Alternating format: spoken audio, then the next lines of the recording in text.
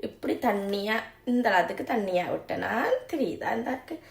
இதுக்குள்ள பாருங்க உங்களுக்கு அரிசியும் தெரியுது உளுந்து முடைக்கிட தெரியுது அது உளுந்து நல்ல வாசமாக இருக்கும் இந்த உளுந்து நல்ல வாசமாக இருக்கும் இப்படி தண்ணியாக வச்சேன் அந்த கொஞ்சம் திக்காக இருக்குது என்ன நான் பசுப்பால் விட்டேன்னா ஆனால் அந்த பசுப்பால் மனம் மணக்கலை ஏன்னா கோகனட் மில்க் விட்டபடியா பசுப்பால் மனம் மணக்கலை உங்களுக்கு நல்லா இருக்குது அவ்வளோதான் சிம்பிள் உப்பு கஞ்சி ரெடி ஹாய் குட் ஆஃப்டர்நூன் எப்படி இருக்கிறீங்க எல்லாரும் நல்லா இருக்கிறீங்களா ஓகே எனக்கு வந்து கொஞ்சம் உடம்பு சரியில்லை நான் வந்து இன்றைக்கு மத்தியானத்துக்கு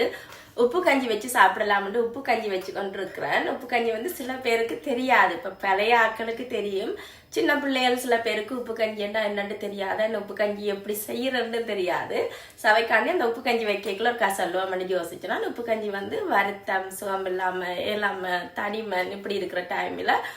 குடிச்சா நல்லா இருக்கும் உப்பாவும் இருக்கும் வாய்க்கு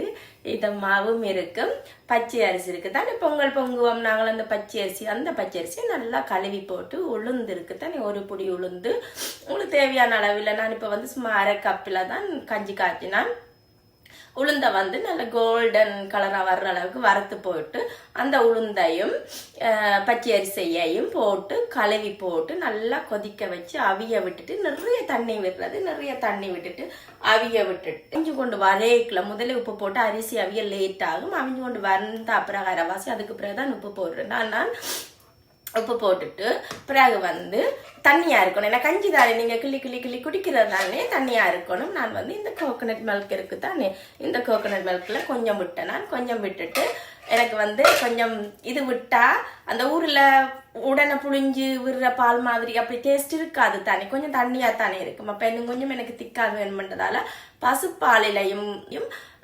கொஞ்சம் விட்டேன்னா அதையும் விட்டு இதையும் விட்டு உப்பும் போட்டுட்டு அளவா நல்ல வாய்க்கு இதமாக இருக்கக்கூடிய மாதிரி உப்பு இருந்தால் நல்லா இருக்கும் இந்த டைமில் ஸோ உப்பும் போட்டுட்டு ஜஸ்ட் மிக்ஸ் பண்ணிட்டு அடுப்பை நல்லா குறைச்சி விட்டுட்டு பால் விட்டுட்டீங்க தானே அடுப்பை குறைச்சி விட்டுட்டு இறக்கி விட்டா சரி டக்குன்னு வச்சிடலாம் வருத்தமா இருக்கிற டைம் உப்பு நல்லா கொஞ்சம் கூட போட்டிங்கன்னா இப்படியான வருத்தமான டைம்ல வாய்க்கு இதமா இருக்கும் அவ்வளோதான் உப்பு கஞ்சி ரெடி ஒரு கொஞ்சம் நேரத்துல ரெடி ஆயிட்டு தெரியாத ஆக்களுக்கு தான் இது சொல்றேன் ஏன்னா நீங்க வருத்தமா இனி விண்டர் தொடங்க போகுதானே அடிக்கடி வருத்தம் வரும் அப்படி வருத்தம் வர நேரம் நீங்க உடனே வந்து உப்பு கஞ்சி செஞ்சு சாப்பிடலாம் ஓகே உங்களுக்கும் வருத்தம் எல்லாண்டு சொல்லிச்சுன்னா நீங்களும் வீட்டுல செய்து பாருங்க செஞ்சு குடியுங்க தேங்க்யூ இவ்வளோ நேரம் இந்த வீடியோ பார்த்ததுக்கு நன்றி